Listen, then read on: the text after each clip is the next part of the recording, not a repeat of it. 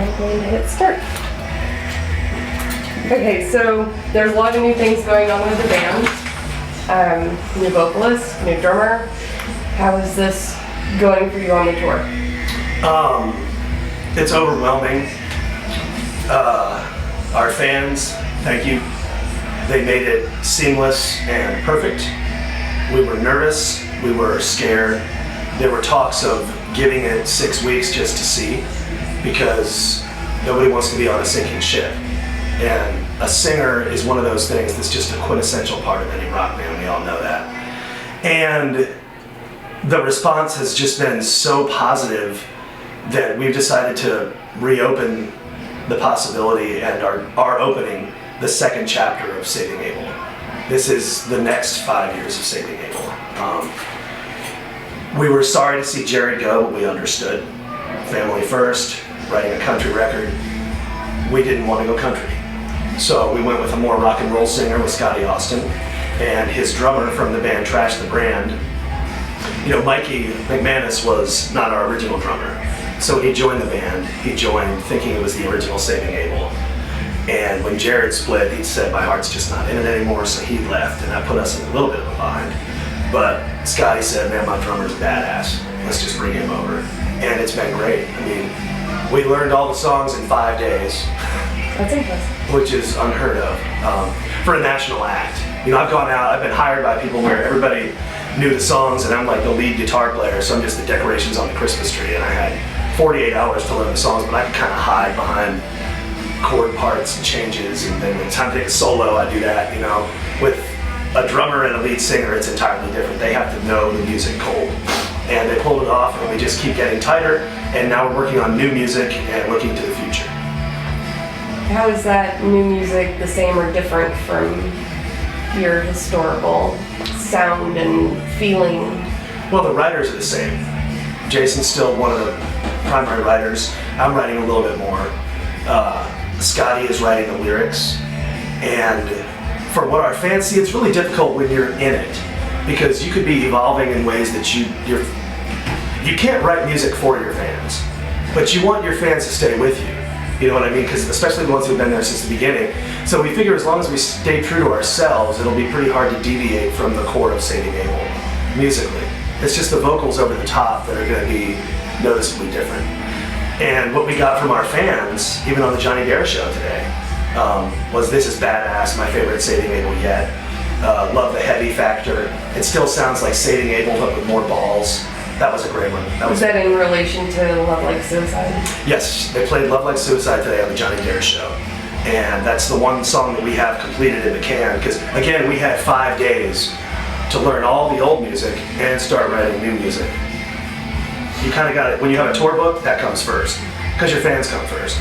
So our fans had to get acclimated to hearing the old Saving Abel songs with Scotty singing instead of Jared, which is still even weird for me. I'm acclimating, but those songs were written with Jared, and I've been singing backup with Jared personally since we started this thing. So it's been an adjustment, but we've been able to get to the studio now and learn how to write for Scotty's voice. And it's been very eye-opening we exhausted our possibilities, I think, as songwriters with Jared for a while, because we'd thrown every idea we had at each other. It came down to, we started doing a lot of co-writes with other people, and I believe that the best songs with bands typically come from within. And when you've written hundreds of songs with the same people, sometimes a fresh perspective isn't a bad thing. So it's been great with Scotty, and we're going to have a couple weeks off in April to work on new music, and we should have a new single for you come May. So going from the 15,000 fan venues to a small venue like this that's more intimate, how is that good or bad for you? It's a double-edged sword. We started in places that couldn't hold a quarter of the amount of people in here. Honky tonks in Mississippi is what we call them. That's where people don't even have a liquor license. You bring your own liquor in, you slide the doorman $12.50, and then you get in a fight at the end of the night. I mean, so it's just one of those things. So that's the way I came up playing music. That's the way all the guys in my band came up playing music. we were just blessed at Saving Abel to have written enough good songs and had enough support from our label and ultimately our fans that we were on tour with the likes of Nickelback and Shinedown in huge arenas, and we'll never forget it. We still do it. We go back and do festivals all the time. We'll go from a place literally half this size, and then we just headlined an arena that held 5,000 people, and we almost sold it out. You know, so that's cool because it makes you feel like you're working towards something, because just you can see the growth. Like visually, you don't have to think about it, you can actually see it. But also when you're in a place like this and you turn your head and sweat flies out and hits a fan and they can't believe that Saving Abel's sweat hit them, and they freak out, that's endearing, you know? Yeah. So I like them both. I don't think there's a way to prefer either one, because you can have unbelievable highs with both.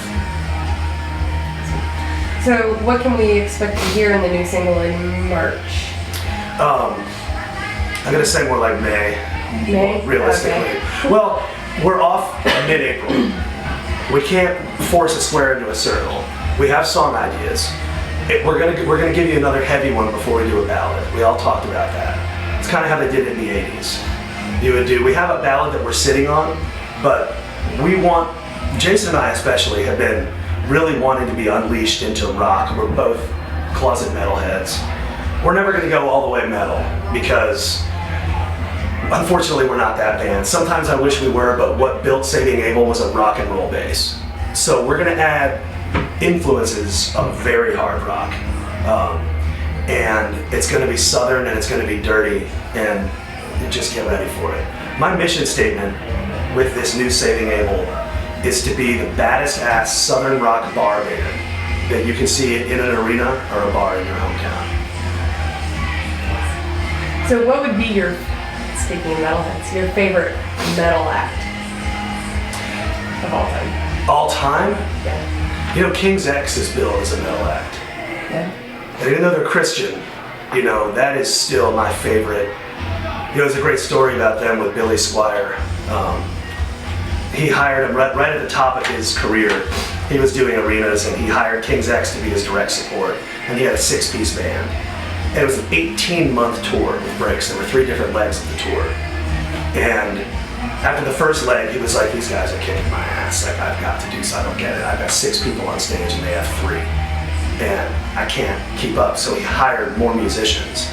And then halfway through the second leg, he brought him into his dressing room and he was like, kudos to you. I have to send you home because I can't hang. I just can't hang with King's X. There's 3 of you.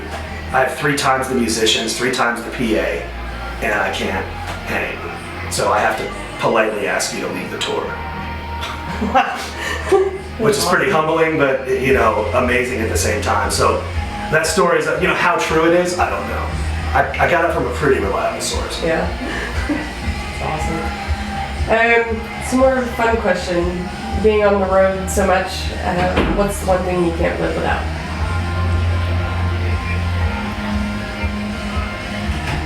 I hate to say Jack Daniels because it makes me sound like an alcoholic, but I have this ritual where you see my guitar right here. Here's my practice amp. This is the dressing room. There's the Jack Daniels. I wish we could pan, but trust me, it's all here.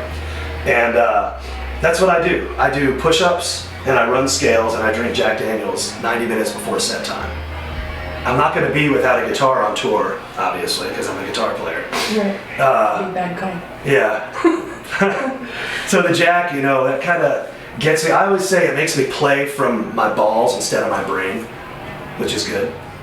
With a southern rock band, it's a good thing. A few other things, you know, I travel with weights. I try to run and exercise as often as possible. Clean showers are nice. The dirty rock band is over. I mean, look, we're in a frickin' van with 6 grown men. It smells horrible. I can't sleep in it. I need a clean bed and a clean shower at least once every 3 days. So you heard it first, the dirty 80s are over. I was noticing that you guys are actually very interactive with the social media on Facebook and responding to people. Not many bands are doing that anymore. Either their label owns their social media or whatever. Have you ever had to struggle with obtaining the rights to your social media? Our situation was really interesting because we've been through a major label with Virgin Capital. And that was when Facebook was really taking off. Then we went through an independent label, E1, and we found out halfway through our contract with them that we weren't even on their website. So that was a big blow to us. We were like, okay, so why don't we leave that label? So we left that label, and now we're independent with all our fans to do whatever we want. We control our destiny. We control everything. I think eventually we're probably going to start our own label, to be honest with you. But for now, we're going to get Scotty settled in, reestablish the core. And yeah, you're right. In the last 2 months, since the hiring of Scotty and Steven, we've gained 100,000 fans on Facebook. And it's because we're traveling together. We're interacting together with our fans in the van. Like, hey, this person said this, and if it's bad, we'll try to kill them with kindness, and if they keep coming back, like, I'm usually the one that's a little wittier, and I'll be like, and then before you know it, you say something to bash it, and like 2,000 likes and comments come in supporting you for what you said back, you know, and it's like... Yeah, I was wondering if there's somebody that's just well-versed in speaking, or if there's a public relations degree somewhere in there. We don't have PR. That one of you guys might have a background in relations, public relations. I'd like to think I'm good with people. That's probably why I'm the one doing the interview. But no, I mean, I typically have a good way with words, but all the ideas come from everybody. So sometimes I'm the one that words it. But if I'm driving, I can't text and drive because that's not good. So. This is your PSA for the day. Right. Yeah, I mean, just going through the weather and stuff, and the one comment about the guy saying that everybody's bitching about it, and it's like... That made me really mad because, well, first the insinuation that one, we're in a tour bus, and two, that somebody else is driving us. We're in the van that we started this whole thing in because we own it. So why not run it into the ground? We're a Southern rock band, you know. Two of us drive it, we rotate shifts, and it was a blizzard that we followed across the country, basically, or down through, you know. We came from Sturgis to Kansas City, which Johnny Darrell will tell you is a 780-mile drive, and we did not stop. And it took 21 hours. That's the one day off. We did 14 shows in a row, which is kind of unheard of. Usually you do at most 5 or 6 on, 1 day off, and then 5 or 6 more. We did 14 in a row to start the tour. Took our day off, 21 hours in the van. Got here at 5:30 in the morning, and we were at the Johnny Darrell radio station at 8 doing press. So when people tell you that you're bitching, like, I would encourage them to come to my face and tell me that I'm bitching. Or find me after the show. I wonder if he's here. Hey, just to wrap it up, anything you need to tell your fans, how to reach you? Find us on Facebook. That seems to be our best. I mean, I might be the well-versed one, but I think it's like Saving Abel, Facebook.com, whatever. We're that page. And what I said earlier, thanks for sticking with us and give us a chance. You obviously already are. We like your negative input, but the positivity is overwhelming. We love you all very much. And get ready for the second chapter, because it's a doozy.